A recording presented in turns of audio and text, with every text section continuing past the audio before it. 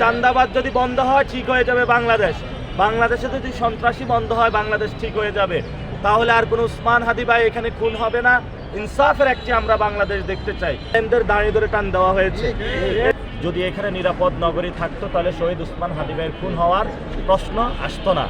আপনারা জানেন যারা এখানে ঢাকা বিশ্ববিদ্যালয়ে পড়াশোনা করে, বিভিন্ন কলেজে পড়াশোনা করে, আপনার আদরের সন্তানকে অনেক কষ্ট করে পাঠিয়েছেন, পড়াশোনা শেষ করে একটা চাকরি পাচ্ছে না। দেশে হলো বৈষম্য সৃষ্টি করা হয়েছে। আমরা আশা করি যে আমরা সরকার গঠন করলে দেশের যে চাকরিতে যে বৈষম্য রয়েছে সেই ঘরে ঘরে চাকরি দেওয়ার ইনশাল্লাহ আমরা ব্যবস্থা করব, যাতে বাংলাদেশ একটি উন্নত রাষ্ট্রে পরিণত হয়ে কোনো দলের কাছে কারো মাথা বিক্রি করতে না হয়, নিজস্ব স্বকীয়তা সবার যাতে বাস্তবিক অর্থে বজায় থাকে। প্রিয় ভাইয়েরা, আপনারা জানেন যে এখানে বায়তুল মোকাররমের আশেপাশে বিভিন্ন দোকান দখল করা হয়েছে, দোকান থেকে চাঁদা নেওয়া হয়ে থাকে। আমরা বায়তুল মোকাররমের সব ব্যবসায়ীকে আশ্বস্ত করতে চাই 12 তারিখে ইনশাল্লাহ শাপলাকলিকে বিজয় করুন। আর একটি দোকানও আমরা ইনশাল্লাহ চাঁদাবাজি করতে দিব না। কোনো দোকান আপনাদের দখল হবে না। এবং বায়তুল মোকাররমে আপনারা ওয়াশরুমে গিয়ে দেখবেন, অজুখানায় গিয়ে দেখবেন, খুবই অব্যবস্থাপনার মধ্যে দিয়ে রয়েছে। এই অব্যবস্থাপনা যদি আমরা শেষ করতে হয় তাহলে বায়তুল মোকাররমে সরকারের যে কমিটিগুলো রয়েছে এগুলো স্ট্রং করতে হবে।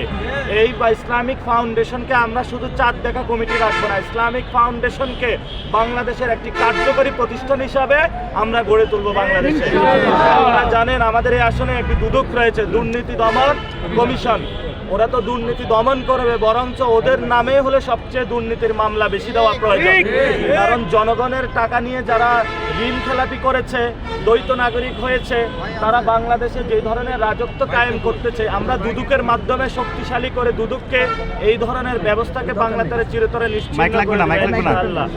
আমাদেরকে বলা হয়ে থাকে যে আমরা নাকি নারীদেরকে প্রেজেন্ট করি না, আমরা সবচেয়ে উইমেন অধিকারের নিশ্চিত করার জন্য কাজ করবো ইনশাআল্লাহ।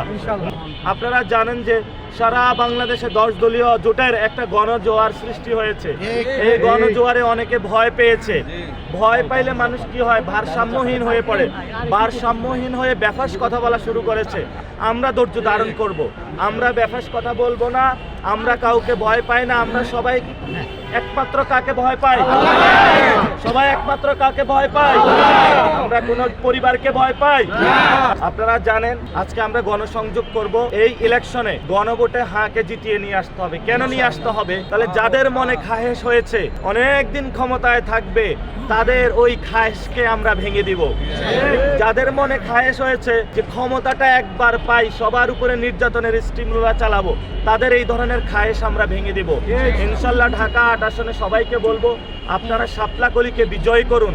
আমরা চাঁদাবাজদের দেখে ছাড়বো, আমরা সন্ত্রাসীদের দেখে ছাড়বো, আমরা দুর্নীতিবাজকে দেখে ছাড়বো। অনেকে আমাদেরকে বলে থাকে যে এই ছোট ইশতেহার, আমাদের ইশতেহার ছোট কিন্তু কাজ অনেক বড়। দুর্নীতি যদি বাংলাদেশে বন্ধ হয় বাংলাদেশ ঠিক হয়ে যাবে। চাঁদাবাজ যদি বন্ধ হয় ঠিক হয়ে যাবে বাংলাদেশ। বাংলাদেশে যদি সন্ত্রাসী বন্ধ হয় বাংলাদেশ ঠিক হয়ে যাবে। তাহলে আর কোনো উসমান হাদি ভাই এখানে খুন হবে না। ইনসাফের একটি আমরা বাংলাদেশ দেখতে চাই। আমাদের কথা কম, কাজ বেশি। আমাদের সমস্যা সমাধানের রাজনীতি, আমরা ইতিমধ্যেই সমস্যা সমাধানের রাজনীতি শুরু করে দিয়েছে।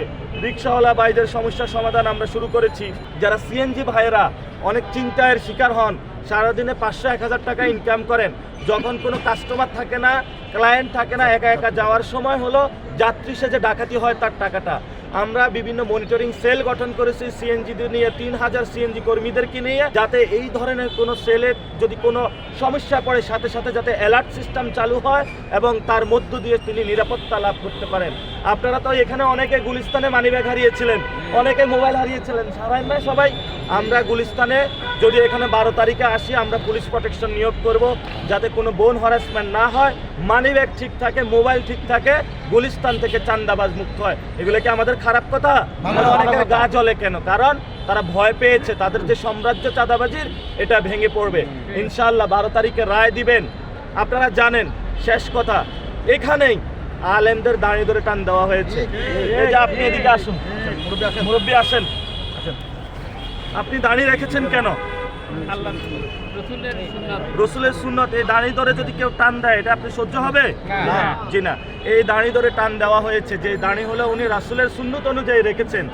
এই বায়তুল মোকাররমের গেটে আমরা এই ধরনের কর্মকাণ্ড বাংলাদেশে ইনশাআল্লাহ বন্ধ করে দেব। আপনি বলেন, দেশে চাঁদাবাজি চান? জি না। দেশে দুর্নীতি চান? চাই না। উসমান হাদি ভাইয়ের বিচার চান? ইনশাআল্লাহ। ইনশাআল্লাহ। এগুলা ঠিক হয়ে গেলে বাংলাদেশ ঠিক হয়ে যাবে না? ইনশাআল্লাহ। ইনশাআল্লাহ। এই যে প্রত্যেকটা মানুষের একই কথা, ইনশাআল্লাহ বাংলাদেশ পরিবর্তন হবে। এখান থেকে পরিবর্তনের জোয়ার শুরু হয়েছে, সারা বাংলাদেশে পড়বে, শুধু ঢাকা 8 আসন নয়। সবাই শাপলাকলির সাথে থাকবেন। এই গণ অভ্যুত্থানের কোনো মার্কা আছে? এই ইসলামের কোনো মার্কা আছে?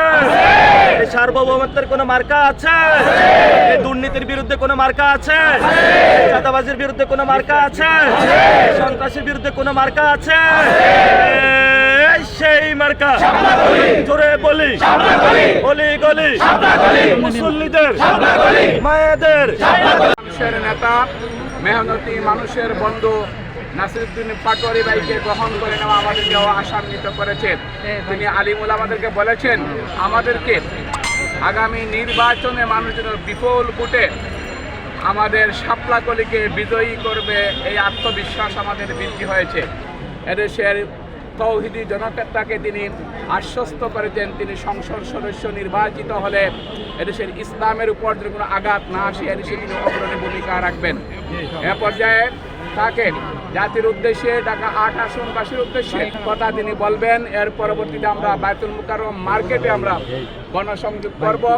বায়তুল মুকাররম মার্কেট এলাকা হওয়ার কারণে আমরা আমাদের নেতাকর্মীদেরকে বলবো, সিলেক্টের বাইরে শুধুমাত্র আমরা ভিতরে যাব, বাকি সবাই স্বর্ণ মার্কেটের সামনে আমরা অবস্থান গ্রহণ করব। Next level, well done, side by side, fridge.